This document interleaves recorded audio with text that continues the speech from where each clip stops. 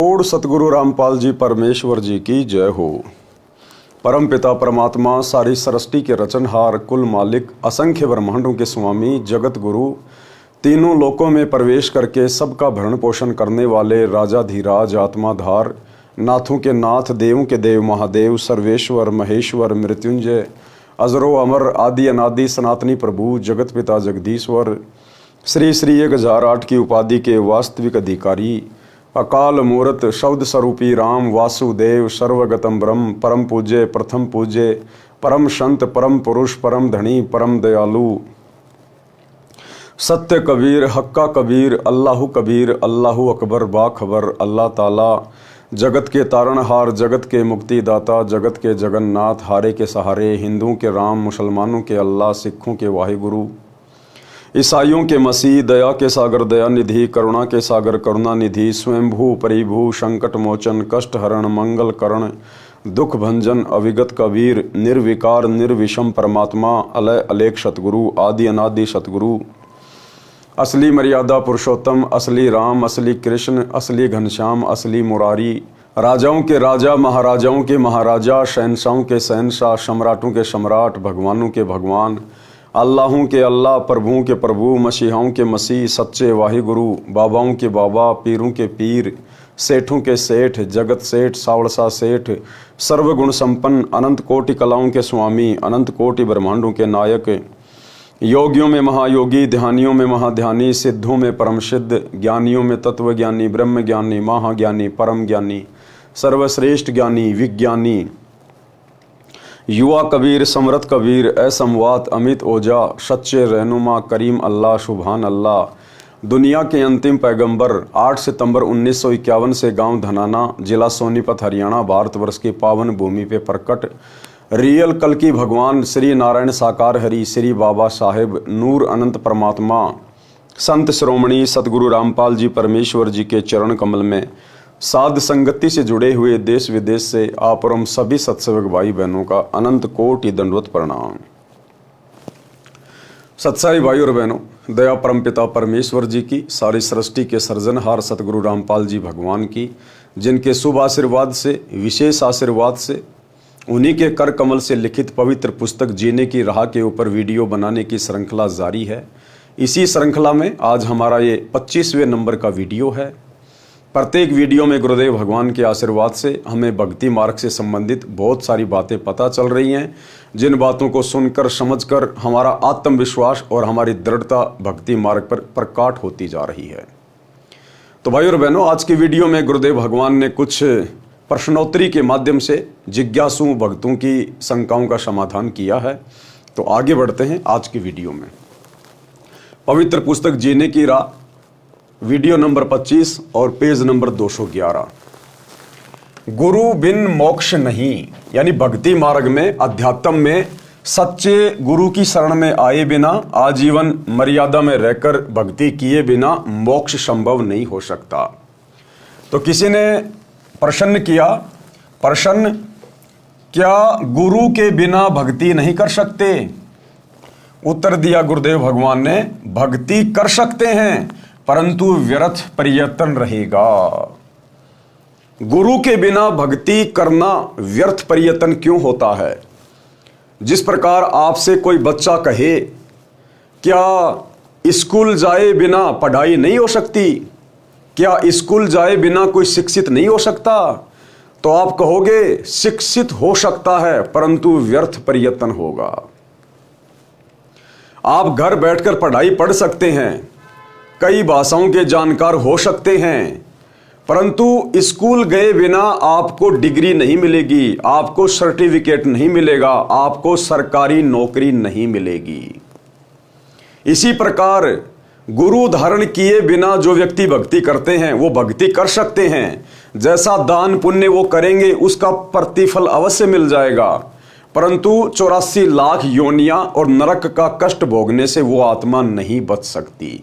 इसलिए अध्यात्म में गुरु बनाना अति आवश्यक है, और वो भी सच्चा गुरु बनाना अति आवश्यक है।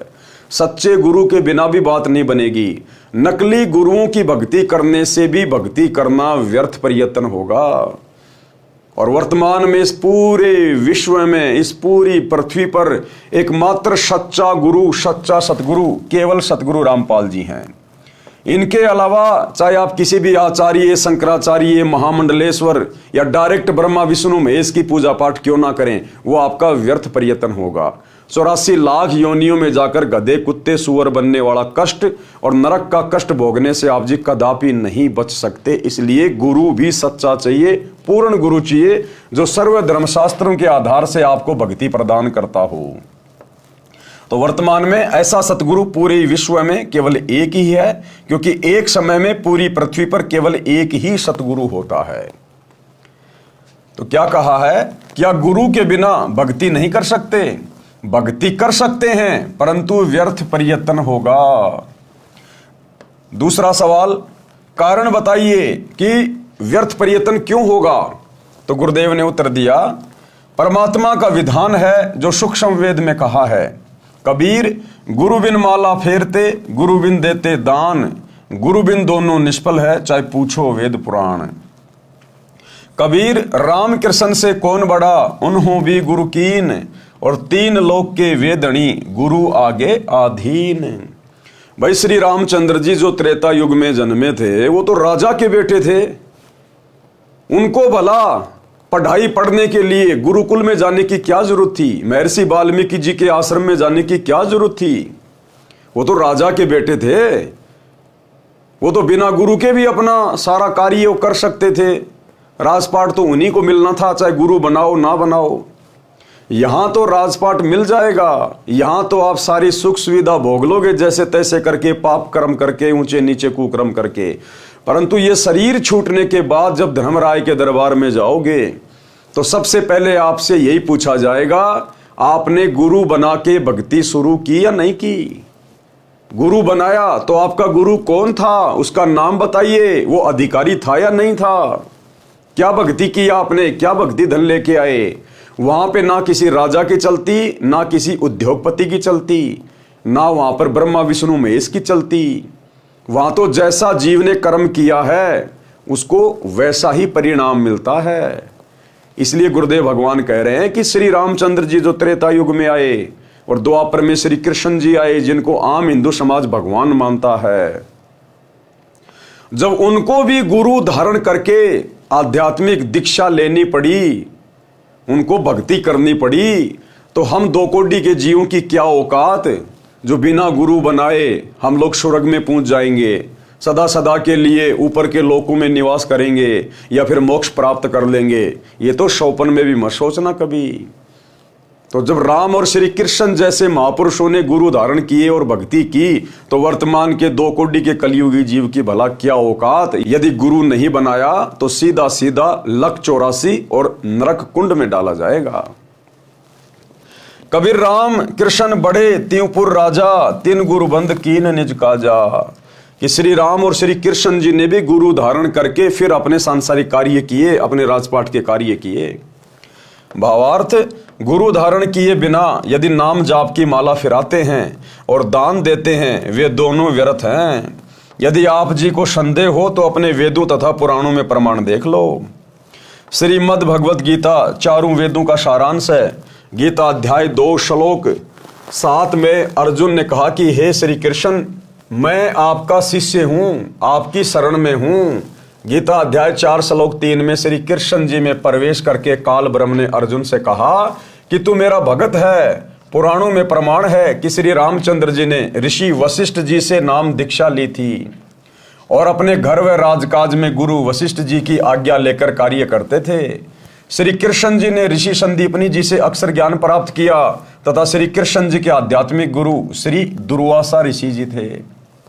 कबीर परमेश्वर जी हमें समझाना चाहते हैं कि आप जी श्री राम तथा श्री कृष्ण जी से तो किसी को बड़ा अर्थात समर्थ नहीं मानते हो। वे 3 लोक के मालिक थे, उन्होंने भी गुरु बनाकर अपनी भक्ति की, मानव जीवन सार्थक किया। इससे सहज में ज्ञान हो जाना चाहिए कि अन्य व्यक्ति यदि गुरु के बिना भक्ति करता है तो कितना सही है अर्थात व्यर्थ है। अगर श्री राम और श्री कृष्ण जी बिना गुरु बनाए भक्ति करते तो वो भी लक 84 में जाते, गधे कुत्ते सुअर की योनि भोगते। हालांकि भोगना तो उनको फिर भी पड़ेगा, क्योंकि अभी उनके पास में भक्ति धन बहुत ज़्यादा है, इसीलिए तो वो ब्रह्मा विष्णु महेश की पोस्ट के ऊपर हैं। परंतु सत भक्ति उन्होंने भी नहीं की। वशिष्ठ गुरु ये सत भक्ति प्रदान करने वाले गुरु नहीं थे। दुर्वासा ऋषि सत भक्ति प्रदान करने वाले गुरु नहीं थे। द्वापर युग में यही कबीर भगवान करुणामय ऋषि के नाम से आए हुए थे, और त्रेता युग में यही कबीर भगवान मुनिंदर ऋषि के रूप में आए थे। तो ना तो श्री रामचंद्र जी ने मुनिंदर जी को अपना गुरु धारण किया था, और ना द्वापर में श्री कृष्ण जी ने करुणामय ऋषि को अपना गुरु धारण किया था। इसलिए ये आत्माएं भी जब इनका भक्ति धन समाप्त होगा, उस समय ये आत्मा भी कर्म आधार से लक 84 में जाएंगी। ये भी गधे कुत्ते सुअर के जन्म प्राप्त करेंगे, और फिर नई भक्ति युक्त आत्माओं को ब्रह्मा विष्णु महेश की पोस्ट पे बैठा दिया जाएगा। ये काल का चक्कर है। गुरु के बिना देखा देखी कही सुनी भक्ति को लोकवेद के अनुसार भक्ति कहते हैं। लोकवेद का अर्थ है किसी क्षेत्र में प्रचलित भक्ति का ज्ञान जो तत्व ज्ञान के विपरीत होता है।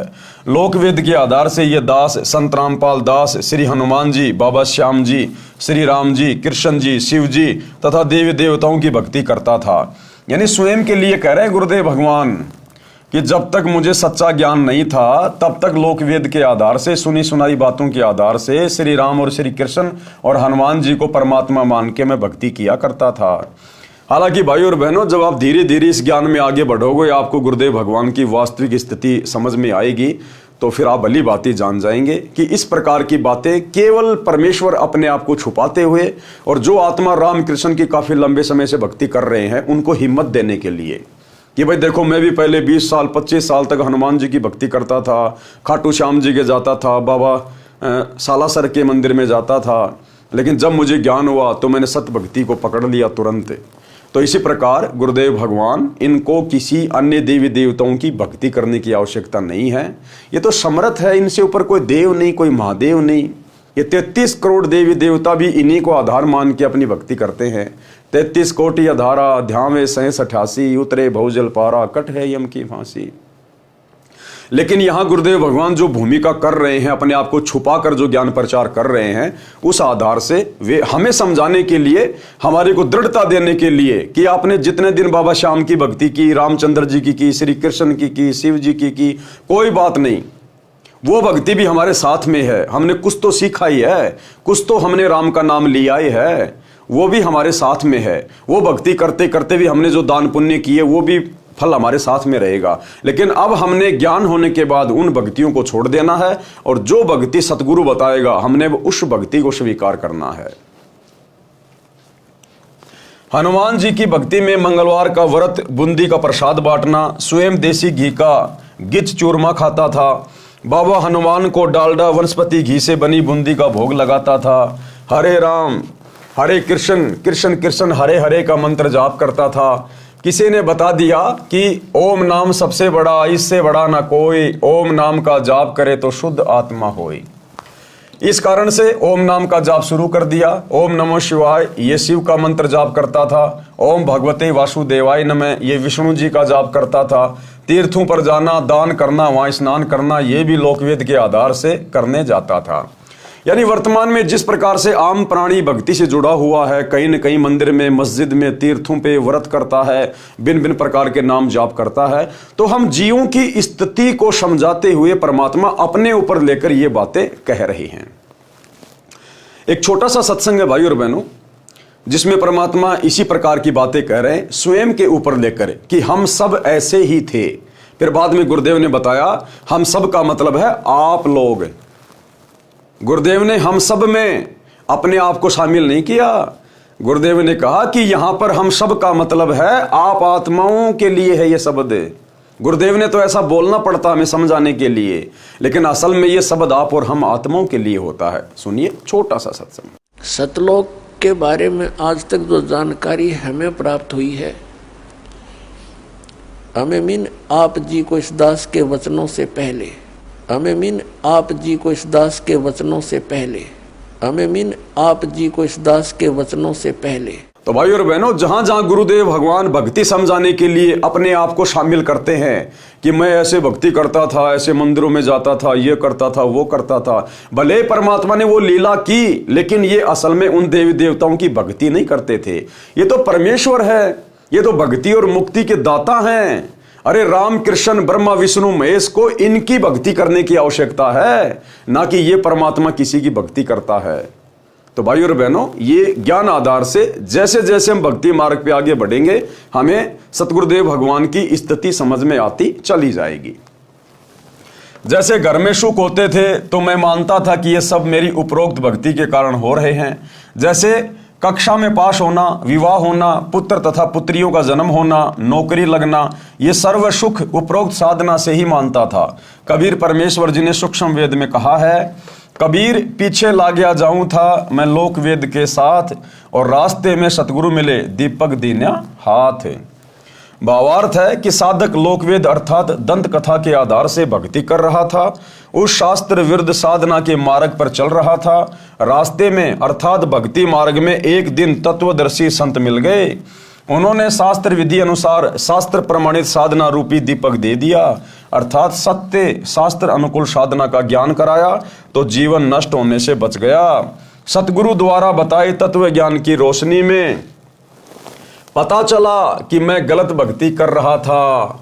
श्रीमद् भगवद गीता अध्याय 16 श्लोक 23 व 24 में कहा है कि शास्त्र विधि को त्याग कर जो साधक मनमाना आचरण करते हैं उनको न तो सुख होता है, न सिद्धि प्राप्त होती है, और न ही गति अर्थात मोक्ष की प्राप्ति होती है, अर्थात व्यर्थ साधना है। फिर गीता अध्याय 16 श्लोक 24 में कहा है कि अर्जुन, इससे तेरे लिए कर्तव्य और अकर्तव्य की व्यवस्था में शास्त्र ही प्रमाण है। क्या कहा ब्रह्म ने अर्जुन से कि अर्जुन, कौन सी भक्ति करनी चाहिए, किस भक्ति के करने से परमेश्वर की प्राप्ति होगी, मोक्ष की प्राप्ति होगी। इन बातों का निर्णय किसी की सुनाई सुनाई बातों के आधार से मत करना, लोक वेद के आधार से मत करना, किसी के पहनावे को देख के, आडंबर को देख के, किसी मंदिर मस्जिद में जाके ये सब करके नहीं देखना होता। भक्ति क्या सही है क्या गलत है, भक्ति के आधार हैं शास्त्र, और सबसे पुरातन शास्त्र हैं चारों वेद और श्रीमद् भगवत गीता।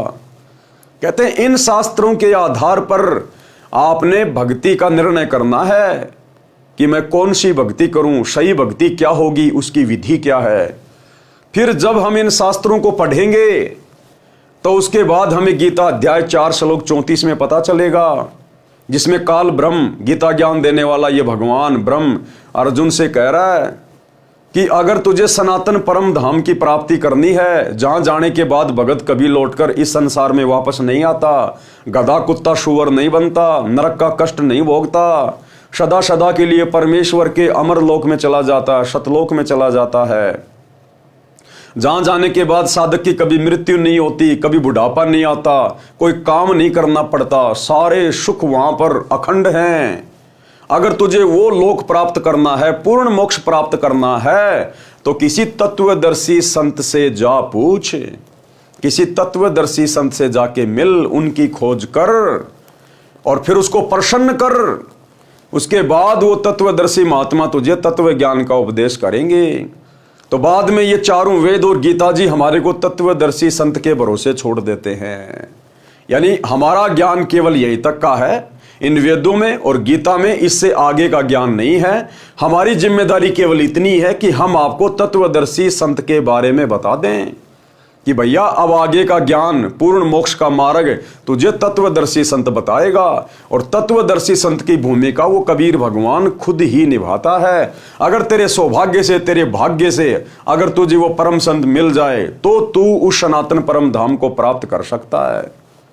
तो भाइयों और बहनों, वर्तमान में वो सौभाग्य हमें सुलभ हो गया। आज धरती पर वही तत्वदर्शी संत सतगुरु रामपाल जी के रूप में प्रकट है। आज आप और हमारा परम सौभाग्य है, परम सौभाग्य। हम बड़ी आसानी से मोक्ष प्राप्त कर सकते हैं। इनके पास में कंप्लीट वे ऑफ वर्शिप है, कंप्लीट भक्ति का मार्ग है, पूर्ण मोक्ष प्राप्ति की गारंटी देते हैं, गारंटी, यदि आजीवन इनसे उपदेश लेकर इनकी मर्यादा में रहकर भक्ति करते रहे तो कह रहे हैं इससे तेरे लिए कर्तव्य और अकर्तव्य की व्यवस्था में शास्त्र ही प्रमाण है। जो उपरोक्त साधना ये दास रामपाल दास किया करता था तथा पूरा हिंदू समाज कर रहा है, वह सब गीता वेदों में वर्णित न होने से शास्त्र विरुद्ध साधना हुई जो व्यर्थ है। कबीर गुरु बिन काहू न पाया ज्ञाना, जो थोथा बू छड़े मूड किसाना। कबीर गुरु बिन वेद पढ़े जो प्राणी, और समझ न सार रहे अज्ञानी। इसलिए गुरुजी से वेद शास्त्रों का ज्ञान पढ़ना चाहिए, जिससे सत्य भक्ति की शास्त्र अनुकूल साधना करके मानव जीवन धन्य हो जाए। अब भाई और बहनों, यहां क्या लिख रहे हैं गुरुदेव भगवान, थोड़ा सा विचार करना। गुरुदेव कह रहे हैं इसलिए गुरुजी से वेद शास्त्रों का ज्ञान पढ़ना चाहिए। अब हम ये निर्णय कैसे करें कि सतगुरु रामपाल जी स्वयं परमात्मा हैं? यहां गुरुदेव ने कह दिया इसलिए गुरु जी से वेद शास्त्रों का ज्ञान पढ़ना चाहिए, जिससे सत्य भक्ति की शास्त्र अनुकूल साधना करके मानव जीवन धन्य हो। परंतु सतगुरु रामपाल जी के जो गुरु जी थे, जिनको इन्होंने गुरु धारण किया था 17 फरवरी 1988 को, और 6 साल इन्होंने भक्ति की उनकी शरण में रह के, 1988 में नाम दीक्षा ली और सन 1994 में गुरु पद लेकर ये दुनिया का आत्म कल्याण करने की दिशा में आगे बढ़ने लगे। तो मात्र 6 वर्ष में सतगुरु रामपाल जी को पूरे विश्व के धर्मशास्त्रों का कैसे ज्ञान हो गया? जो ज्ञान आचार्य शंकराचार्य मंडलेश्वरों को नहीं है, विश्व में किसी भी धर्म गुरु को जो ज्ञान नहीं है अध्यात्म का, वो ज्ञान मात्र 6 वर्ष में आखिर सतगुरु रामपाल जी ने कैसे प्राप्त कर लिया? जबकि सतगुरु रामपाल जी के गुरु जी ने, स्वामी राम देवानंद जी ने कभी भी सतगुरु रामपाल जी को वेद नहीं पढ़ाए, गीता का ज्ञान नहीं दिया, पुराण नहीं पढ़ाए, क्योंकि संत रामपाल जी के गुरु जी आदरणीय राम देवानंद जी तो अनपढ़ थे, अनपढ़। वो तो संस्कृत जानते भी नहीं थे, उन्होंने तो कभी गीता वेद उठाकर भी नहीं देखे। फिर भला सतगुरु रामपाल जी ने गीता वेद कुरान पुराण कहां से पढ़े, किससे पढ़े, जो आज पूरे विश्व को शास्त्र पढ़ा रहे हैं, ज्ञान दे रहे हैं? इसलिए भाई और बहनों, यहां यह सिद्ध होता है कि सतगुरु रामपाल जी स्वयं परमात्मा हैं, परमेश्वर हैं, ये जगत गुरु हैं। और इन्होंने केवल 1951 में गांव धनाना में प्रकट होने की एक लीला की, और उसके बाद जैसे वो समय आया, पिछली पीढ़ी का भक्ति युग आया, तो परमेश्वर ने विधिवत जो कबीर सागर में 650 साल पहले धर्मदास जी के माध्यम से लिखवाया था कि 12वें पंथ हम ही चल आवें और सब पंथों को मिटाकर एक पंथ चलावें।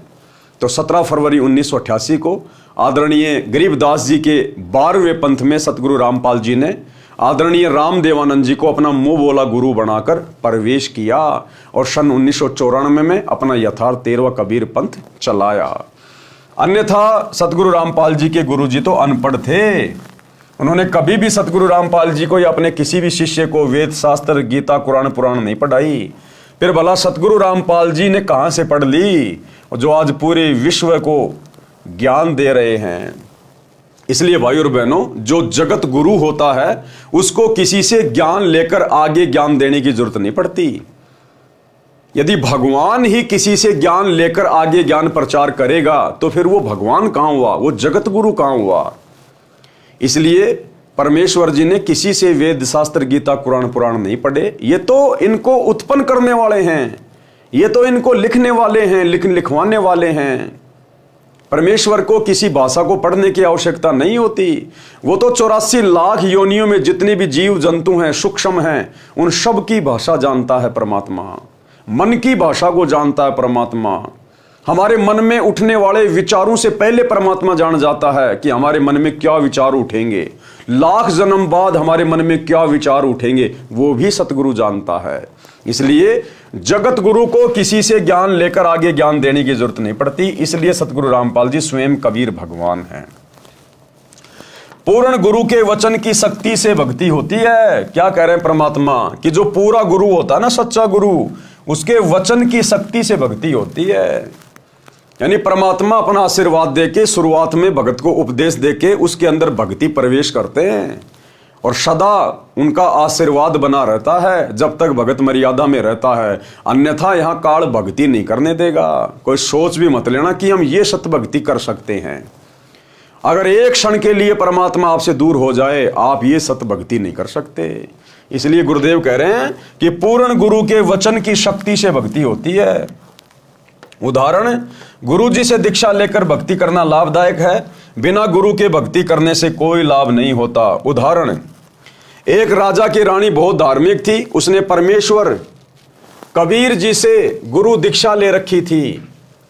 वह प्रतिदिन गुरु दर्शन के लिए जाया करती थी। राजा को यह अच्छा नहीं लगता था, राजा को यह सब अच्छा नहीं लगता था, परंतु वह अपनी पत्नी को वहां जाने से रोक नहीं पा रहा था। कारण, एक तो वह उस बड़े शक्तिशाली राजा की लड़की थी, दूसरे वह अपनी पत्नी को प्रसन्न देखना चाहता था। एक दिन राजा ने अपनी पत्नी से कहा कि आप नाराज न हो तो बात कहूं। रानी ने कहा कहो। राजा ने कहा कि आप अपने गुरु के पास जाती हैं, भक्ति तो गुरु के बिना भी हो सकती है। रानी ने कहा कि गुरुजी ने बताया है कि गुरु के बिना भक्ति करना व्यर्थ है। राजा ने कहा कि मैं तेरे साथ कल तेरे गुरुजी से मिलूंगा, उनसे ये बात स्पष्ट करूंगा। राजा ने संत जी से प्रश्न किया कि आप जनता को मूर्ख बना रहे हो कि गुरु बिन भक्ति नहीं होती, क्यों भक्ति सफल नहीं होती? नाम मंत्र जाप करने होते हैं, एक दूसरे से पूछकर जाप कर लें, पर्याप्त है। संत ने कहा, राजन आपकी बात में दम है, मैं आपके राज दरबार में आऊंगा, वहां इस बात का उत्तर दूंगा। निश्चित दिन को संत जी राजा के दरबार में गए। राजा सिंहासन पर विराजमान था, आसपास सिपाही खड़े थे। संत के बैठने के लिए अलग से कुर्सी रखी थी। संत ने जाते ही आसपास खड़े सिपाहियों से राजा की ओर हाथ करके कहा कि इसे गिरफ्तार कर लो, क्योंकि संत ने राजा के सवाल का जवाब देना था कि बिना गुरु के भक्ति क्यों नहीं हो सकती। तो अच्छा सा समय देखकर वो संत जी राजा के दरबार में गए कि यहां तो ये मेरा माथा खाएगा, ये समझ नहीं पाएगा, तो इसको इसी के राज दरबार में आके समझाऊंगा। अब संत जी ने एक दिन राजा को समय दे दिया कि फला फला दिन मैं आपके राज दरबार में आऊंगा आपके सवाल का जवाब देने के लिए। राजा बड़ा प्रसन्न हुआ। निश्चित समय पर संत जी राज दरबार में पहुंच गए और वहां जो सिपाही खड़े थे, सैनिक खड़े थे, उनसे संत जी ने कहा राजा की तरफ उंगली करके कि सैनिकों, इस राजा को गिरफ्तार कर लो। अब वो एक संत के कहने से भला सैनिक राजा को कैसे गिरफ्तार कर लेंगे? तो सैनिक टस से मस भी नहीं हुए। संत ने फिर कहा कि सैनिकों, तुमने सुना नहीं, राजा को गिरफ्तार कर लो, मेरा आदेश है। उसके बावजूद भी वो सैनिक टस से मस नहीं हुए। उसके बाद राजा ने सोचा कि लगता है संत का दिमाग फिर गया, ये मेरा राज्य हड़पना चाहता है, ये कोई प्लानिंग करके तो नहीं आया है। तो राजा ने भी वही शब्द कहे उन सैनिकों से कि सैनिकों, इस बाबा जी को पकड़ लो। राजा के द्वारा केवल इतना कहना हुआ और सैनिकों ने आकर संत जी को जमीन से 1 फुट ऊपर उठा लिया और अगले आदेश की प्रतीक्षा कर रहे थे। उसी समय संत जी ने कहा कि राजा, दरबार में आए हुए अतिथि का इस प्रकार से निरादर थोड़ी करवाते हैं। तो राजा ने कहा कि तू बात ही ऐसी कर रहा है, तू तो मेरा राज्य हड़पने की कोशिश कर रहा है। तो संत जी ने कहा कि मैं तो तेरे राज्य के ऊपर थूकना भी पसंद नहीं करता, थूकना भी। अगर मुझे यही सब कुछ चाहिए होता तो मैं साधु बन के भक्ति नहीं करता। तो बोला फिर क्यों कर रहे थे सब कुछ? बोला पहले मेरे को जमीन पे तो टेक मेरे पैर। तो राजा ने आदेश दिया सैनिकों छोड़ दो। सैनिकों ने छोड़ दिया। उसने कहा कि मैं तेरे सवाल का जवाब दे रहा था, जो तूने मुझसे आके पूछा था ना कि बिना गुरु के भक्ति क्यों नहीं हो सकती, मैं तेरे सवाल का जवाब दे रहा था। तो राजा ने कहा कि यह कैसा जवाब था? बोला यही जवाब था। बोला राजन, जो शब्द मैंने कहे तेरे सैनिकों से कि सैनिकों राजा को पकड़ लो, ये टस से मस भी नहीं हुए, और वही शब्द राजा जी आपने कहे कि सैनिकों साधु को पकड़ लो, इन्होंने तुरंत मेरे को पकड़ लिया। यहां आपके वचन में शक्ति है, क्योंकि आप यहां के राजा हैं, महाराजा हैं। यहां आपके वचन में शक्ति है, मेरे वचन में शक्ति नहीं है।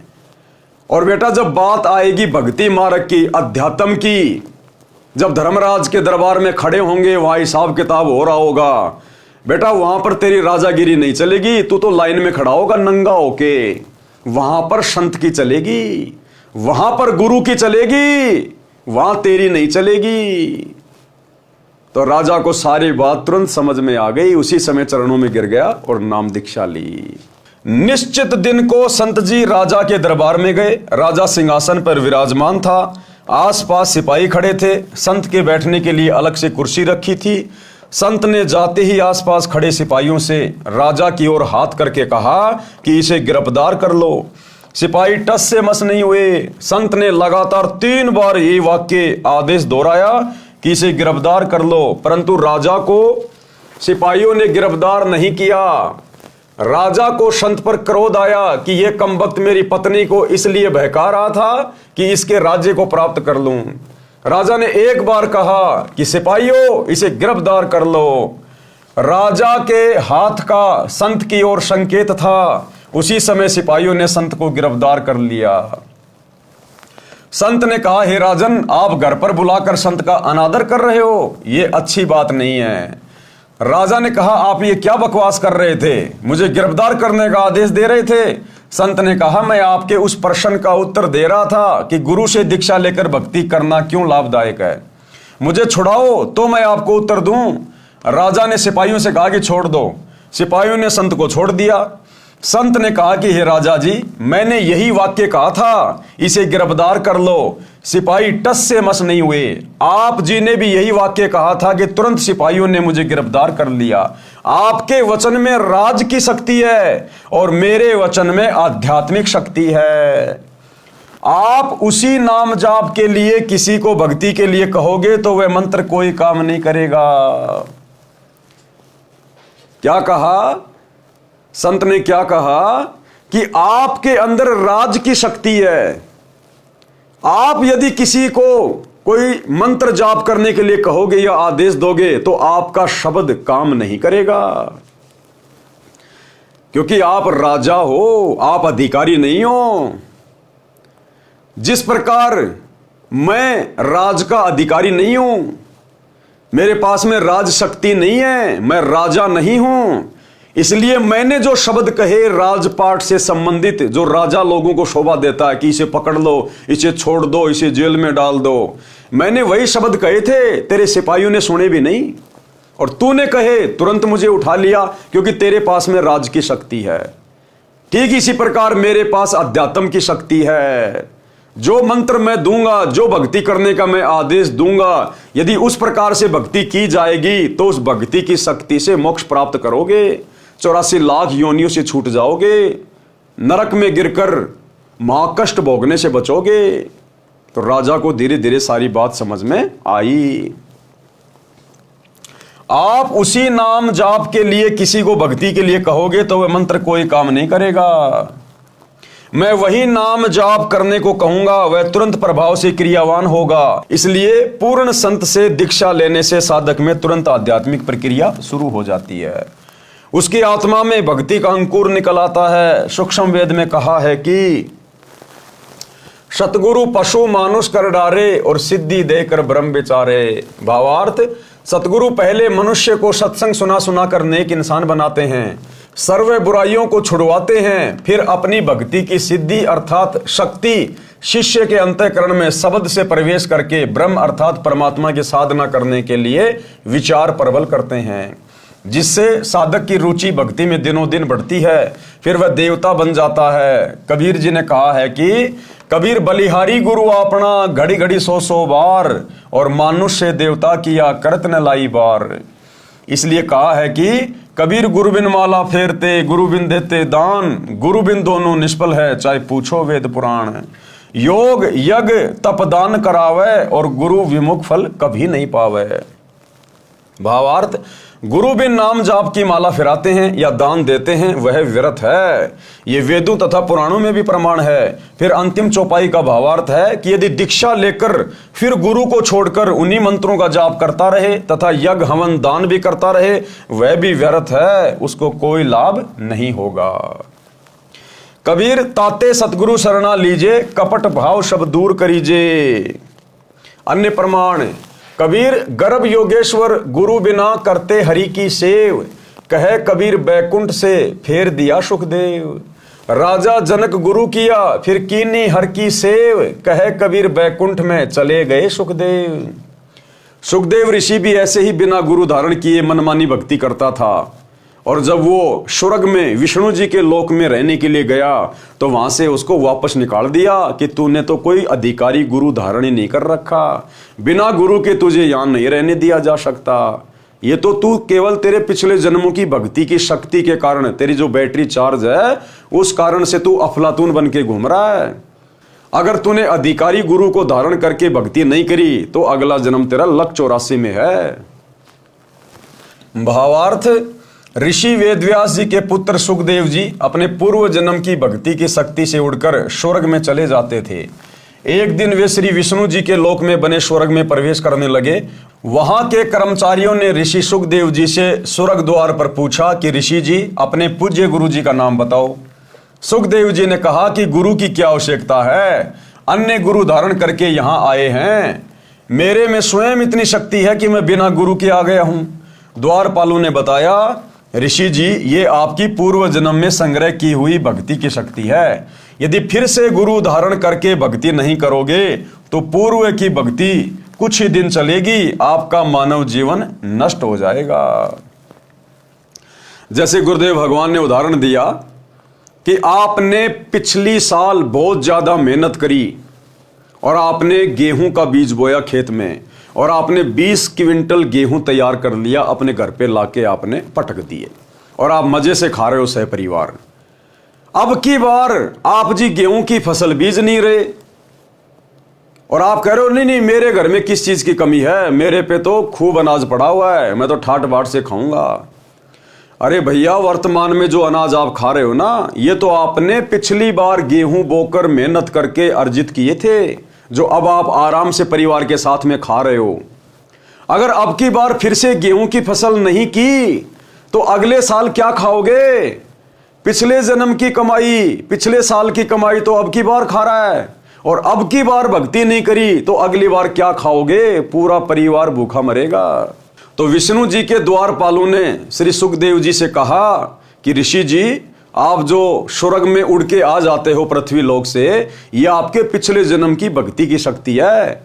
अगर वर्तमान में भक्ति नहीं करोगे सच्चा गुरु धारण करके, अधिकारी गुरु धारण करके, तो बैटरी डिस्चार्ज हो जाएगी और अगले जन्म में गधे बन के घूमोगे, गधे बन के। एक और उदाहरण दिया गुरुदेव ने। उदाहरण के लिए, वर्तमान में इन्वर्टर की बैटरी को चार्जर लगाकर चार्ज कर रखा है, यदि चार्जर हटा दिया जाए तो भी इन्वर्टर अपना कार्य करता रहेगा, क्योंकि उसमें ऊर्जा संग्रह हो चुकी है। कुछ समय पश्चात वह सर्व कार्य करना छोड़ देता है, न ट्यूब जलेगी न पंखा चलेगा, उसको फिर से चार्ज करना अनिवार्य है। उसके लिए चार्जर चाहिए। चार्जर गुरु जानो, बिजली परमेश्वर जानो। ऋषि सुखदेव में अपनी सिद्धि का अभिमान था, वह नहीं माना। बात भगवान विष्णु जी तक पहुंच गई। श्री विष्णु जी ने भी यह बात कही कि ऋषि जी पहले आप गुरु बनाओ फिर यहां आओ। सुखदेव जी ने कहा, भगवान पृथ्वी लोक पर मेरे समान कोई नहीं है, न कोई ढंग का गुरु है, कृपया आप ही बताइए कि मैं किसको गुरु बनाऊं। श्री विष्णु जी ने बताया कि आप राजा जनक को गुरु बनाओ। ये कहकर श्री विष्णु जी अपने महल में चले गए। सुखदेव ऋषि वापस पृथ्वी पर आए, राजा जनक से दीक्षा लेकर उनके बताए भक्ति मंत्रों का जाप किया, तब ऋषि सुखदेव जी को स्वर्ग में रहने दिया। इसलिए गुरु बनाकर भक्ति करने से सफलता संभव है, बिना गुरु भक्ति दान आदि आदि करना व्यर्थ है। अरे सुखदेव ऋषि, जिसने द्वापर युग में स्वर्ग से आकर और पांडवों के अंतिम वंशज राजा परीक्षित को कथा सुनाई और उनकी आत्मा को विमान में बैठा के स्वर्ग में ले गया, बैकुंठ में लेकर गया, उस सुखदेव ऋषि को भी जब तक उसने अधिकारी गुरु धारण नहीं किया तब तक विष्णु जी ने अपने लोक में प्रवेश नहीं करने दिया। फिर आप और हमारे जैसे आम 2 कोटि के जीवों की क्या औकात? यदि हमने शत भक्ति नहीं करी तो हमें मोक्ष प्राप्त हो जाएगा, सीधे 84 में ठोके जाएंगे, सीधे नरक में। गुरु पूरा हो, झूठे गुरु से कोई लाभ नहीं होता। प्रश्न किया, पूरे गुरु की क्या पहचान है? हम तो जिस भी संत से ज्ञान सुनते हैं वह पूर्ण सतगुरु ही लगता है। तो गुरुदेव ने उत्तर दिया, सूक्ष्म वेद में गुरु के लक्षण बताए हैं। क्या लक्षण? गरीब सतगुरु के लक्षण कहूं, मधुरे बैन विनोद, 4 वेद 6 शास्त्र कहे 18 बोध। संत गरीबदास जी गांव छुडानी जिला झज्जर हरियाणा वाले को परमेश्वर कबीर जी मिले थे। उनकी आत्मा को ऊपर अपने सतलोक में सनातन परम धाम में लेकर गए थे। ऊपर के सर्व लोकों का अवलोकन कराकर वापस पृथ्वी पर छोड़ा था। उनको संपूर्ण अध्यात्म ज्ञान बताया था। उनका ज्ञान योग परमेश्वर कबीर जी ने खोल रखा था। उसके आधार से संत गरीबदास जी ने गुरु की पहचान बताई है कि जो सच्चा गुरु अर्थात सतगुरु होगा वह ऐसा ज्ञान बताता है कि उसके वचन आत्मा को आनंदित कर देते हैं, बहुत मधुर लगते हैं, क्योंकि वे सत्य पर आधारित होते हैं। भाइयों और बहनों, जब आप सतगुरु रामपाल जी के मुख कमल से इनके सत्संग सुनना शुरू करोगे, उसके बाद आपकी आत्मा में जो असीम शांति, जो असीम आनंद उत्पन्न होगा, उसकी कोई सीमा नहीं होगी, कोई भी सीमा। कारण है कि सतगुरु 4 वेदों तथा सर्व शास्त्रों का ज्ञान विस्तार से कहता है। यही प्रमाण परमेश्वर कबीर जी ने सूक्ष्म वेद में कबीर सागर के अध्याय जीव धर्म बोध में पृष्ठ 1960 पर दिया है। गुरु के लक्षण 4 बखाना, प्रथम वेद शास्त्र को जाना। यानी जो सच्चा गुरु होगा, सतगुरु होगा, वो संपूर्ण धर्म शास्त्रों का ज्ञाता होगा।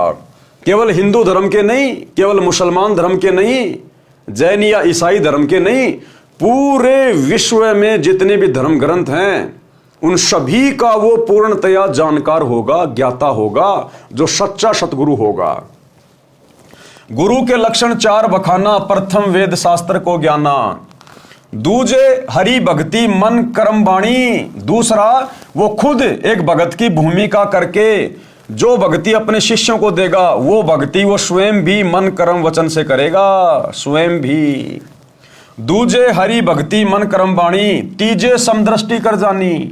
तीसरा उसका लक्षण ये होगा कि वो पक्षपात नहीं करेगा, कोई छुआछात नहीं करेगा, भेदभाव नहीं करेगा, किसी भी जाति का, किसी भी धर्म का, काला गोरा ठिगना, लंबा मोटा पतला, जैसा भी व्यक्ति होगा, साधक होगा, भगत होगा, वो सबको समान दृष्टि से देखेगा, सभी को समान ज्ञान देगा, सभी को उपदेश देगा।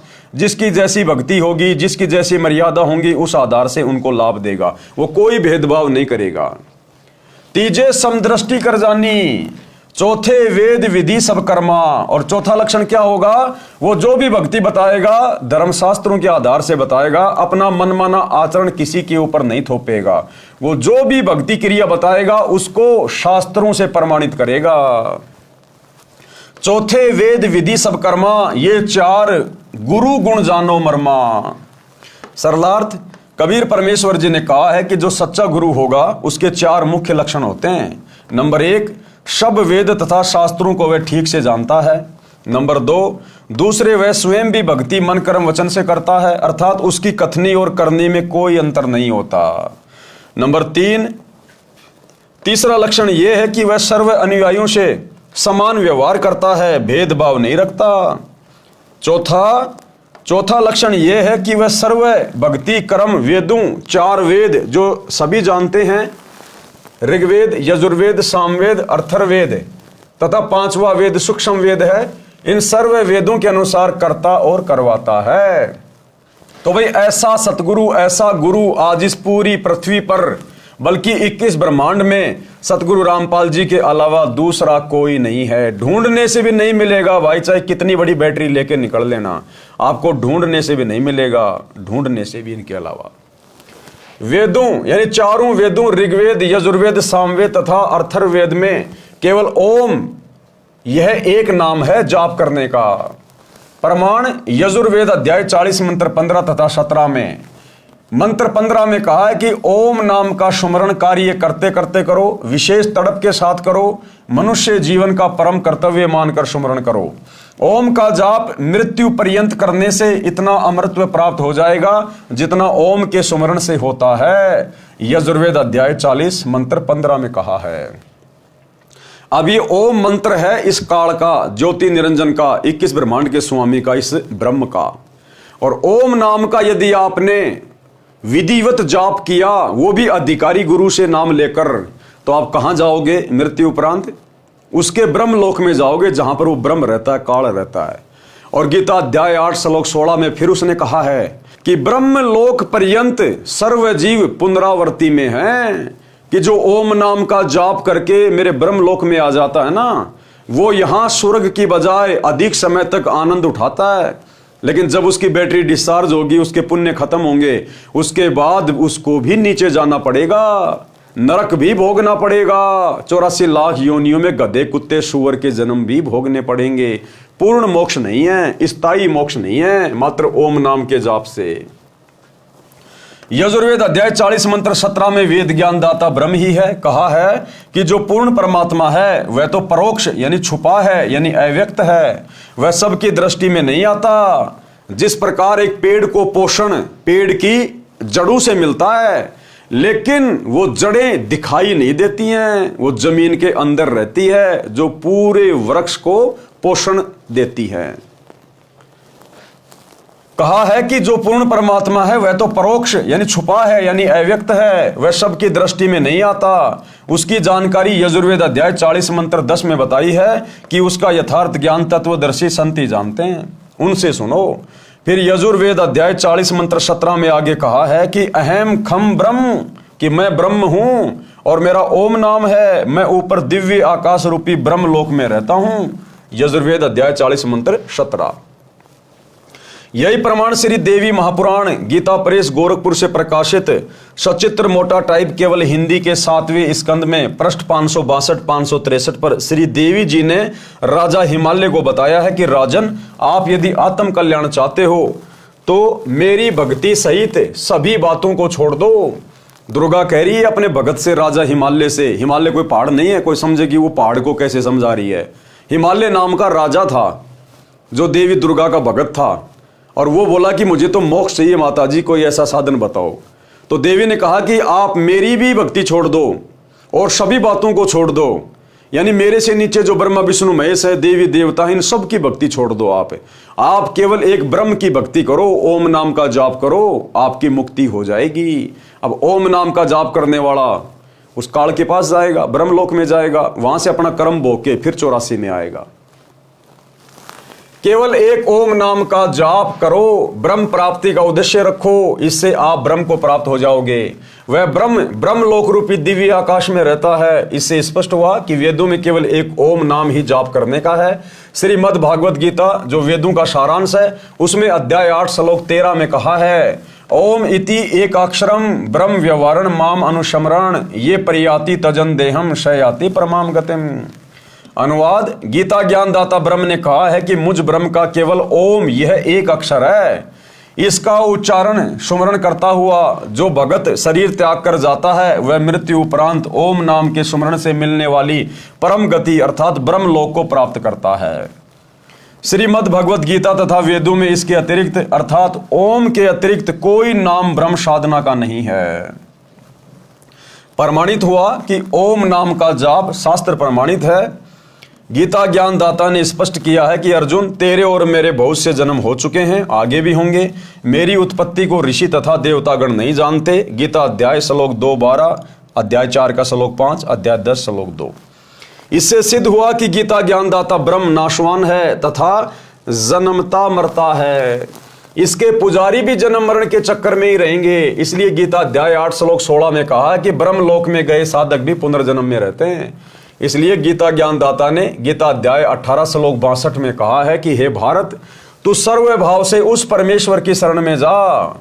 फिर गीता अध्याय 18 श्लोक 62 में कहा है कि तू सर्वभाव से उस परमेश्वर की शरण में जा, यानी अपने से अन्य किसी और की तरफ संकेत कर रहा है कि तू सर्वभाव से उस परमेश्वर की शरण में जा, जिसकी शरण में जाने के बाद साधक लौटकर संसार में वापस नहीं आता। इसलिए गीता ज्ञानदाता ने यानी ब्रह्म ने गीता अध्याय 18 श्लोक 62 में कहा है कि हे भारत, तू सर्वभाव से उस परमेश्वर की शरण में जा। उस परमेश्वर की कृपा से ही तू परम शांति तथा सनातन परम धाम अर्थात सत्य लोक को प्राप्त होगा। तो यहां पर भाइयों और बहनों बहुत ही विचारणीय विषय है। लोग गीता ज्ञानदाता चाहे श्री कृष्ण को मानते हैं, चाहे श्री विष्णु जी को मानते हैं, चाहे इस काल को मानते हैं। वैसे तो गुरुदेव ने स्पष्ट कर दिया कि इस ब्रह्म ने यानी काल ने श्री कृष्ण जी में भूत की तरह प्रवेश करके पूरा गीता का ज्ञान बोला। लेकिन चलो कोई बात नहीं, जो व्यक्ति कहता कि श्री कृष्ण जी ने गीता का ज्ञान दिया है और श्री कृष्ण जी की भक्ति कर रहा है, तो गीता अध्याय 18 श्लोक 62 उन भाई बहनों को विचार करना चाहिए। तुम्हारा श्री कृष्ण भगवान हाथ खड़े कर रहा है कि अर्जुन, पूर्ण मोक्ष प्राप्त करवाना मेरे बस की बात नहीं है, तू उस परमेश्वर की शरण में जा। यानी अपने से अन्य किसी और की शरण में जाने के लिए कह रहा है। तो श्री कृष्ण जी कहां पे परमात्मा हुआ, कहां पूर्ण भगवान हुआ, जो अपने से अन्य किसी और की शरण में जाने को अर्जुन को कह रहा है कि अगर तुझे परम धाम चाहिए, सतलोक जाना है, पूर्ण मोक्ष प्राप्त करना है, तो तू सर्वभाव से उस परमेश्वर की शरण में जा। यदि कोई मानता है कि श्री विष्णु जी ने गीता का ज्ञान दिया है, तो भैया गीता अध्याय 18 श्लोक 62 में आपके विष्णु ने भी हाथ खड़े कर दिए कि तू सर्वभाव से उस परमेश्वर की शरण में जा। और गीता ज्ञान देने वाला ये काल है, ये ब्रह्म है, और ये वैसे हाथ खड़े कर रहा है कि तू उस परमेश्वर की शरण में जा। हे भारत, तू सर्वभाव से उस परमेश्वर की शरण में जा। उस परमेश्वर की कृपा से ही तू परम शांति तथा सनातन परम धाम अर्थात सतलोक को प्राप्त होगा। तो भैया वो परमेश्वर, वो परमात्मा, ये सतगुरु रामपाल जी भगवान हैं, जो आज हमें उस परम धाम में ले जाने के लिए अपनी सत भक्ति देने के लिए आए हैं। तो ये है वो परमेश्वर जिसके विषय में ब्रह्म कह रहा है। फिर गीता अध्याय 15 श्लोक 4 में गीता ज्ञानदाता ने कहा है कि जब तत्वदर्शी संत से तत्व ज्ञान प्राप्त हो जाए, उसके बताए अनुसार साधना करके उसके पश्चात परमेश्वर के उस परम पद की खोज करनी चाहिए, जहां जाने के पश्चात साधक फिर लौटकर संसार में कभी नहीं आते। केवल उस परमेश्वर की पूजा करो। गीता अध्याय 7 श्लोक 29 में गीता ज्ञानदाता ने कहा है, जरा मरण मोक्षाय माम आश्रित यतंती ये तत् ब्रह्म विदु कर्तशनम अध्यात्म कर्म च अखिलम। भावार्थ, गीता ज्ञानदाता ने बताया है कि जो मेरे बताए ज्ञान पर आश्रित होकर अर्थात मेरे कहे अनुसार तत्वदर्शी संतों से तत्व ज्ञान जान लेते हैं, जो जरा अर्थात व्यर्धावस्था तथा मृत्यु के कष्ट से मोक्ष प्राप्त करने के लिए प्रयत्न करते हैं, संसार की किसी कीमती वस्तु की इच्छा भक्ति के प्रतिफल में नहीं करते हैं, वे तत् ब्रह्म विदु उस ब्रह्म को, संपूर्ण अध्यात्म को और सर्व कर्मों को जानते हैं। इसीलिए तो गुरु जी कहते हैं कि जब लग भक्ति सह कामना तब लग निष्फल सेव, कहे कबीर वे क्यों मिले निष्कामी निज देव। कि आप मेरी भक्ति भी कर रहे हो, उपदेश भी ले लिया, और आपके अंदर सांसारिक इच्छाएं उमड़ उमड़ के जागृत हो रही हैं कि गुरु जी एक प्लाट बन जाए, गुरु जी बेटा नौकरी लग जाए, गुरु जी छोरा इंटरव्यू में पास हो जाए, गुरु जी मेरे पोता हो जाए, मेरे दोती हो जाए, दोता हो जाए। तो गुरु जी कह रहे हैं जब तक भक्ति सह कामना, यानी भक्ति भी कर रहे हो और मन में तुम्हारे कामना भी है, इच्छा भी है इस काल के लोक की, यहां की वस्तुओं की, तब लग निष्फल से, तब तक तुम्हारी भक्ति बेकार है। और कहे कबीर वे क्यों मिले निष्कामी निज देव, वो तो निष्काम भक्ति से प्राप्त होता है। तो काल भी यही बोल रहा है कि जब वो तत्वदर्शी संत आपको प्राप्त हो जाए, उसकी भक्ति मिल जाए, उसके बाद संसार की किसी कीमती वस्तु की इच्छा भक्ति के प्रतिफल में जो नहीं करते हैं, और जो केवल बुढ़ापे के और मृत्यु के कष्ट से बचने के लिए भक्ति करते हैं कि भगवान दोबारा से कभी ये मनुष्य जन्म ना मिले, 84 में ना जाएं, हमें तो मोक्ष प्रदान कर दो, कहते हैं वही आत्माएं भक्ति कर पाएंगी, वही आत्माएं मोक्ष प्राप्त कर पाएंगी। अर्जुन ने गीता अध्याय 8 श्लोक 1 में पूछा कि तत्ब्रह्म क्या है। इसका उत्तर गीता ज्ञानदाता ने गीता अध्याय 8 के श्लोक 3 में दिया है। कहा है कि वह परम अक्षर ब्रह्म है। कौन? परम अक्षर ब्रह्म, सतलोक का राजा, ये कबीर भगवान। गीता अध्याय 8 श्लोक 5 तथा 7 में तो गीता ज्ञानदाता ने अपनी भक्ति करने को कहा है और विश्वास दिलाया है कि मेरी भक्ति से मुझे प्राप्त होगा, मेरी भक्ति से जन्म मरण कर्म चक्कर बना रहेगा, युद्ध भी करना पड़ेगा, परम शांति नहीं हो सकती। कौन कह रहा है? काल कह रहा है। फिर गीता ज्ञानदाता ने तुरंत गीता अध्याय 8 श्लोक 8, 9, 10 में कहा है कि तत् ब्रह्म अर्थात परम अक्षर ब्रह्म की भक्ति करने वाला उस सच्चिदानंद घन ब्रह्म अर्थात मेरे से दूसरे दिव्य परमेश्वर को प्राप्त होगा। इसी प्रकार परम अक्षर ब्रह्म की महिमा गीता अध्याय 15 श्लोक 17 में बताई है। गीता अध्याय 15 श्लोक 16 में 2 पुरुष बताए हैं। एक क्षर पुरुष, ये गीता ज्ञानदाता है जिसका 21 ब्रह्मांड का क्षेत्र है, ये गीता ज्ञानदाता ब्रह्म है। दूसरा अक्षर पुरुष बताया है जिसका 7 संग ब्रह्मांड का क्षेत्र है। ये दोनों नाशवान बताए हैं अर्थात इनकी भी जन्म और मृत्यु होती है, इनके लोकों में सर्व जीव भी नाशवान बताए हैं। गीता अध्याय 15 श्लोक 17 में बताया है कि उत्तम पुरुष है तू अन्य, यानी इन दोनों से उत्तम भगवान तो कोई अन्य ही है। उत्तम पुरुष है तू अन्य परमात्मा इति उदाहरत है, जिसको परमात्मा कहते हैं, भगवान कहते हैं। ये लोक त्रिरम अवश्य विवर्ती अवय ईश्वर। अनुवाद, उत्तम पुरुष यानी पुरुषोत्तम अर्थात परम अक्षर ब्रह्म तो ऊपर वर्णित क्षर पुरुष तथा अक्षर पुरुष से अन्य है, जो परमात्मा कहा जाता है, जो तीनों लोकों में यानी क्षर पुरुष के 21 ब्रह्मांडों के क्षेत्र वाला लोक, और दूसरा अक्षर पुरुष के 7 संख्य ब्रह्मांडों वाला लोक, और तीसरा ऊपर के चारों लोक, शतलोक, अलख लोक, अगम लोक तथा अनामी लोक।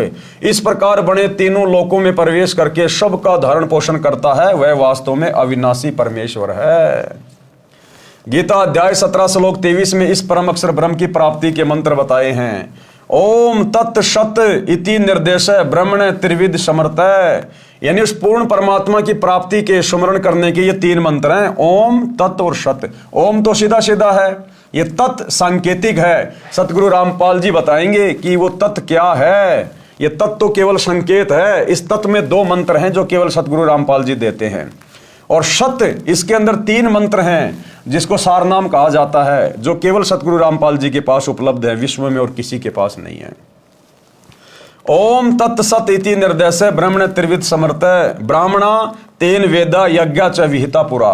ब्रह्मण सच्चिदानंद घन ब्रह्म अर्थात परम अक्षर ब्रह्म की भक्ति की साधना के अर्थात परमेश्वर के उस परम पद को प्राप्त करने के मंत्र बताए हैं, जहां जाने के पश्चात भगत फिर लौटकर संसार में कभी नहीं आते, जहां परम शांति को प्राप्त होते हैं, जो सनातन परम धाम है। ओम ये ब्रह्म अर्थात क्षर पुरुष का मंत्र है जो प्रत्यक्ष है। दूसरा है तत्, ये अक्षर पुरुष का जाप मंत्र है, ये मंत्र सांकेतिक है। वास्तविक मंत्र सूक्ष्म वेद में बताया है, ये मंत्र दीक्षा के समय दीक्षार्थी को सार्वजनिक किया जाता है, अन्य को नहीं बताया जाता। और तीसरा है सत्य, यह परम अक्षर पुरुष की साधना का मंत्र है, यह भी सांकेतिक है, दीक्षार्थी को दीक्षा के समय बताया जाता है। यथार्थ मंत्र सूक्ष्म वेद में लिखा है, यही प्रमाण सामवेद के मंत्र संख्या 822 में भी है कि 3 नाम के जाप से पूर्ण मोक्ष प्राप्त होता है। संख्या नंबर 822 सामवेद उतारचिक अध्याय 3 खंड नंबर 5 श्लोक नंबर 8 संत रामपाल दास द्वारा भाषा भाषे। तो ये वो मंत्र है भाइयों और बहनों। अब दास को तो इतना संस्कृत आती नहीं है, आप जी देख लेना। यहां परमात्मा ने इस मंत्र में लिखे गए प्रत्येक शब्द का हिंदी में अनुवाद किया है, और यहां फिर गुरुदेव भगवान ने उसका शब्दार्थ किया है, और यहां इसका भावार्थ किया है। इस मंत्र में स्पष्ट किया है कि पूर्ण परमात्मा कबीर अर्थात कबीर मानव शरीर में गुरु रूप में प्रकट होकर प्रभु प्रेमियों को 3 नाम का जाप देकर सत्य भक्ति कराता है, तथा उस मित्र भगत को पवित्र करके अपने आशीर्वाद से पूर्ण परमात्मा अर्थात अपनी प्राप्ति का मार्ग बताकर पूर्ण सुख प्राप्त करवाता है, साधक की आयु बढ़ाता है। यही प्रमाण गीता अध्याय 17 श्लोक 23 में है कि ओम तत्सत इति निर्देश ब्रह्मण त्रिविध समर्थ है। भावार्थ है कि पूर्ण परमात्मा को प्राप्त करने का ओम तत्सत यह मंत्र जाप सुमरण करने का निर्देश है। इस नाम को तत्वदर्शी संत से प्राप्त करो। तत्वदर्शी संत के विषय में गीता अध्याय 4 श्लोक नंबर 34 में कहा है, तथा गीता अध्याय नंबर 15 श्लोक नंबर 1 व 4 में तत्वदर्शी संत की पहचान बताई, तथा कहा है कि तत्वदर्शी संत से तत्व ज्ञान जानकर उसके पश्चात उस परम पद परमेश्वर की खोज करनी चाहिए, जहां जाने के पश्चात साधक लौटकर संसार में नहीं आते, अर्थात पूर्ण मुक्त हो जाते हैं। उसी पूर्ण परमात्मा से संसार की रचना हुई है। विशेष उपरोक्त विवरण से स्पष्ट हुआ कि पवित्र चारों वेद भी साक्षी हैं कि पूर्ण परमात्मा ही पूजा के योग्य है। उसका वास्तविक नाम कबीर देव कबीर परमेश्वर है, तथा 3 मंत्र के नाम का जाप करने से ही पूर्ण मोक्ष होता है। यह 3 मंत्र का जाप चारों वेदों के सारांश श्रीमद् भगवद गीता में प्रमाण है कि इससे वह स्थान प्राप्त होता है जहां जाने के बाद साधक लौटकर कभी संसार में नहीं आते, जो सनातन परम धाम है, जहां जाने के पश्चात परम शांति प्राप्त होती है। अब देख लो भाइयों और बहनों, अब ये जितने भी अपने आप को सनातनी कहते हैं, दुनिया भर के साधु संतों की शरण में घूमते हैं, अब बताओ हमारे धर्मशास्त्र तो क्या कह रहे हैं, वेद क्या कह रहे हैं भक्ति और भगवान के बारे में, गीता जी क्या कह रही है भक्ति और भगवान के बारे में। अब इसीलिए तो इन सारे ऋषियों ने, संतों ने, महात्माओं ने, आचार्यों ने, शंकराचार्यों ने भक्ति का भट्ठा बैठा दिया। क्योंकि सच्चे गुरु के बिना यह ज्ञान नहीं हो सकता। चाहे आप दिन रात इन शास्त्रों को पढ़ते रहो, आप समझ ही नहीं पाओगे इनका भावार्थ क्या है, असल में इनका सार क्या है। इसीलिए तो कहते हैं गुरु बिन काहू न पाया ज्ञाना, जो थोता बुझ छिड़े मूड किसाना। और गुरु बिन वेद पढ़े जो प्राणी, समझे न सार रहे अज्ञानी। कौन सा गुरु? सतगुरु, सच्चा गुरु। बाकी तो सारा दिन लेके गीता जी, वेदों को और श्री भागवत का पाठ लोग करते रहते हैं, कथाएं करते रहते हैं, अपना धंधा बना रखा है। लेकिन केवल वो अपने धार्मिक धंधे तक सीमित हैं। उनको स्वयं के मोक्ष का पता नहीं, अपने भक्तों के मोक्ष का पता नहीं। खुद भी नरक में जाएगा, भक्तों को भी नरक में लेके जाएगा। तो यथार्थ विधि ये है जो हमारे धर्मशास्त्रों में लिखी है भक्ति के विषय में। तो आज पूरा का पूरा हिंदू समाज, पूरा का पूरा भगत समाज इसी प्रकार से शास्त्र विरुद्ध साधना के ऊपर आरूढ़ है। सौभाग्य है उन आत्माओं का जो समय रहते सतगुरु रामपाल जी की शरण में आ गए और इनके ज्ञान को अच्छे से समझकर आज मर्यादा में रहकर भक्ति कर रहे हैं। वेदों व गीता में यह अनमोल 3 नाम का मंत्र अस्पष्ट अर्थात सांकेतिक है। इसलिए चारों वेदों व गीता अनुसार साधना करने से वह स्थान व परमात्मा प्राप्त नहीं हो सकता। क्योंकि गीता जी में तो खाली 3 मंत्र बोल दिए, ओम तत् सत। अब ओम तो सीधा मंत्र है, तत् और सत ये सांकेतिक है, ये कोड वर्ड में है। अब इसको बताएगा कौन? वो तत्वदर्शी संत बताएगा। तत्वदर्शी संत की भूमिका खुद वो कबीर परमात्मा आके निभाता है। तो भैया गीता और चारों वेदों में भी पूर्ण परमात्मा की प्राप्ति का मूल ज्ञान नहीं है। उन्होंने अंत में यही छोड़ दिया कि ये ज्ञान तो फिर आगे का वो तत्वदर्शी संत बताएगा, उसकी खोज करो। गीता अध्याय 4 श्लोक 34 है। इसलिए गीता अध्याय 4 श्लोक 32 तथा 34 में गीता ज्ञानदाता ने स्पष्ट किया है कि यज्ञों अर्थात धार्मिक अनुष्ठानों का यथार्थ ज्ञान ब्रह्मण मुखे यानी सच्चिदानंद घन ब्रह्म अर्थात परम अक्षर ब्रह्म अपने मुख कमल से वाणी बोलकर बताता है। वह सच्चिदानंद घन ब्रह्म की वाणी कही जाती है। उसे तत्व ज्ञान तथा सूक्ष्म वेद भी कहते हैं। उसके जानने के पश्चात सर्व पापों से मुक्त हो जाता है, जिसमें संपूर्ण भक्ति मंत्र तथा विधि बताई है। गीता अध्याय 4 श्लोक 32। अब गीता अध्याय 4 श्लोक 34 क्या कहता है? उस तत्व ज्ञान को तू तत्वदर्शी संतों के पास जाकर समझ। उनको दंडोत प्रणाम करने से, कपट छोड़कर नम्रता पूर्वक प्रश्न करने से वे परमात्म तत्व को भली भांति जानने वाले ज्ञानी महात्मा तुझे तत्व ज्ञान का उपदेश करेंगे। तो भाई ये है वो तत्वदर्शी संत वर्तमान में। ये स्वयं ही परमेश्वर है, स्वयं ही परमात्मा है, स्वयं ही तत्वदर्शी संत की भूमिका करता है, स्वयं ही सतगुरु है। सजनों, वह तत्वदर्शी संत ये दास रामपाल दास है। वह तत्व ज्ञान मेरे पास है, मेरे अतिरिक्त वर्तमान में किसी के पास नहीं है। विश्व में लगभग 7 अरब मानव आबादी है।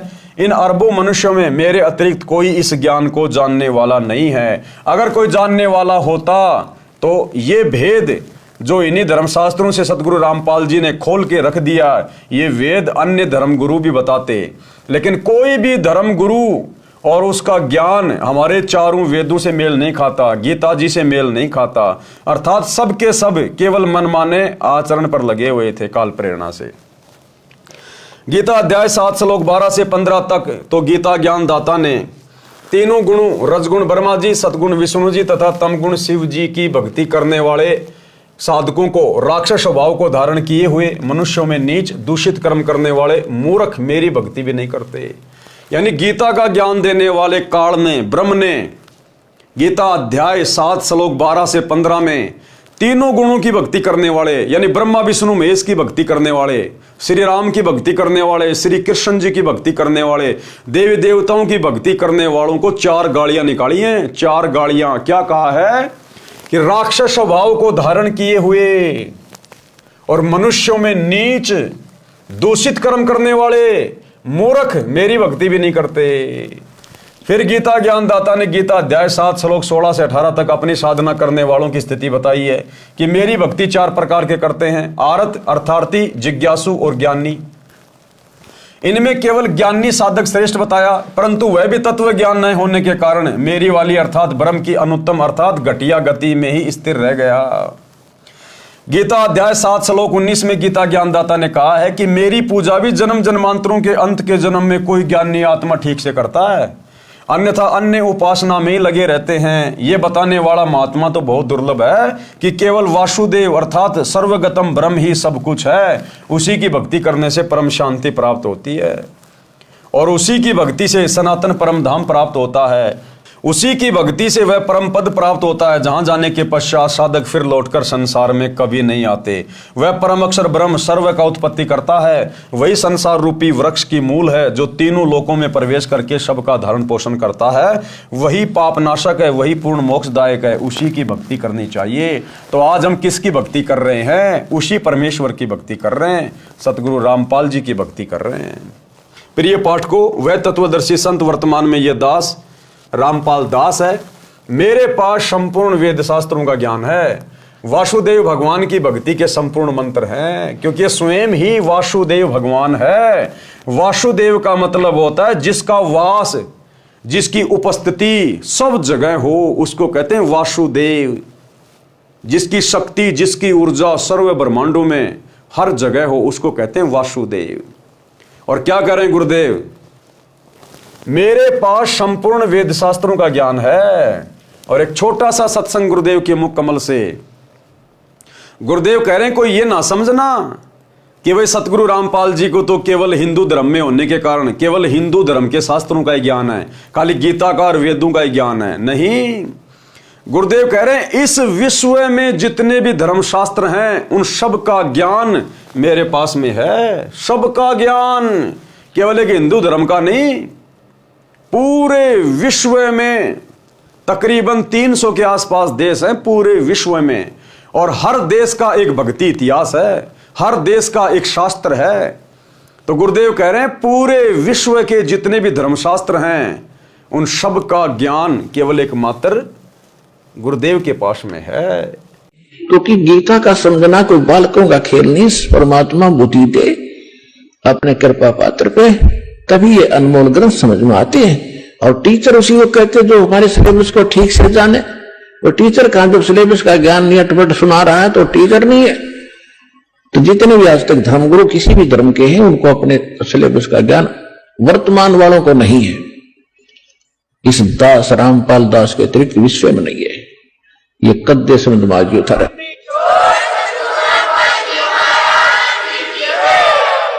और दास को पूरे विश्व के जितने ग्रंथ है सबका जानकारी है, एक की नहीं। क्योंकि हमारा जन्म तो हिंदू धर्म में हुआ।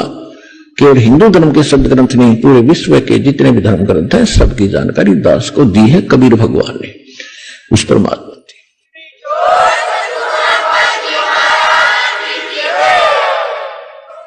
तो सोचिए भाई और बहनों, कौन है गुरुदेव? वासुदेव। अरे भैया, विश्व के सभी देशों के धर्मशास्त्रों का ज्ञाता तो वो होगा जिसको विश्व के सभी देशों की भाषा का ज्ञान होगा। तो सतगुरु रामपाल जी के द्वारा इतनी बड़ी बात कहना कि इस दास को विश्व के सभी धर्मशास्त्रों का ज्ञान है, इसका मतलब ये कौन है जो पूरे विश्व की भाषा जानता है, सर्व देशों की भाषा जानता है? ये परमात्मा है, अपने आप को छुपा के बैठा हुआ है। तो भाई और बहनों, ये मौका मत चूको। जब आप इनकी शरण में आओगे धीरे धीरे आप इनको पहचानना शुरू कर दोगे। ये परमेश्वर अपनी लीला कर रहा है, एक आम व्यक्ति की तरह, आम संत की तरह भूमिका कर रहा है। ये काल को भी धोखा देके और अपनी आत्माओं तक ये ज्ञान पहुंचाता है। जब ठीक का समय आएगा, आने वाले दिनों में पूरे विश्व को पता चलेगा कि एकमात्र वासुदेव परम अक्षर ब्रह्म, पूर्ण ब्रह्म परमेश्वर कौन है। सतगुरु रामपाल जी के अलावा किसी को अन्य में परमात्मा नजर नहीं आएगा। और ये ज्यादा दिन की बात नहीं है, 2028 के बाद पूरी दुनिया इनके चरणों में नतमस्तक हो जाएगी। क्योंकि 2028 युग परिवर्तन का समय है। उसके बाद जितने भी प्राणी बचेंगे इस पृथ्वी पर महाविनाश के बाद, वो सब इनके चरणों में आकर भक्ति करेंगे, अर्थात इनसे उपदेश लेके अपने अपने घर बैठ के भक्ति करेंगे। वो इन्हीं के दिशा निर्देशन में पूरे विश्व का शासन संचालित होगा। तो उस समय सबको पता चल जाएगा। लेकिन भाई और बहनों, वो समय आए, उस समय आप अपनी दुर्गति कराओगे, अपने परिवार की दुर्गति कराओगे। क्या पता आप उस समय बच पाओ ना बच पाए, आपका परिवार बचे ना बचे। तो उससे पहले समय रहते यदि आपके पास ये संदेश पहुंच रहे हैं, सतगुरु रामपाल जी का कोई सत्संग मिल रहा है, पहुंच रहा है, कोई पुस्तक पहुंच रही है, तो उसको ध्यान से पढ़ना शुरू कर दो, सत्संग सुनना शुरू कर दो, और अतिशीघ्र महीने 2 महीने में ज्ञान को समझकर उपदेश लेकर अपना और अपने परिवार का कल्याण कराओ, नहीं तो आने वाले समय में दुर्गति के अलावा कुछ भी हाथ नहीं लगेगा। तो भाई और बहनों, आज के वीडियो में हम केवल इतना ही रखेंगे। कल रात्रि 8 बजे आगे की वीडियो में बढ़ेंगे। सभी भाई बहन लाइव जुड़िए। तब तक गुरुदेव भगवान हम सबको आज्ञा दें, इजाजत दें, सद्बुद्धि दें, आशीर्वाद दें। बंदी छोड़ सतगुरु रामपाल जी भगवान की जय हो।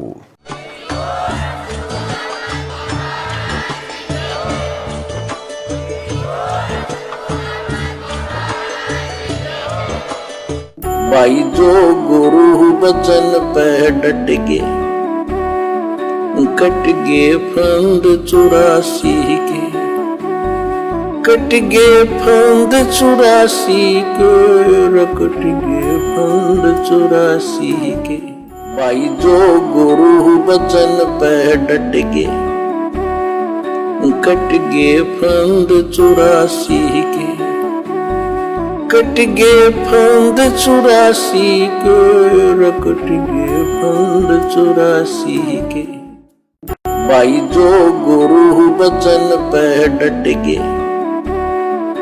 कट गे फंद 84 के, कट गे फंद 84 के, कट गे फंद 84 के। भाई जो गुरु बचन पे डट गे, कट गे फंद 84 के, कट गे फंद 84 के, कट गे फंद 84 के।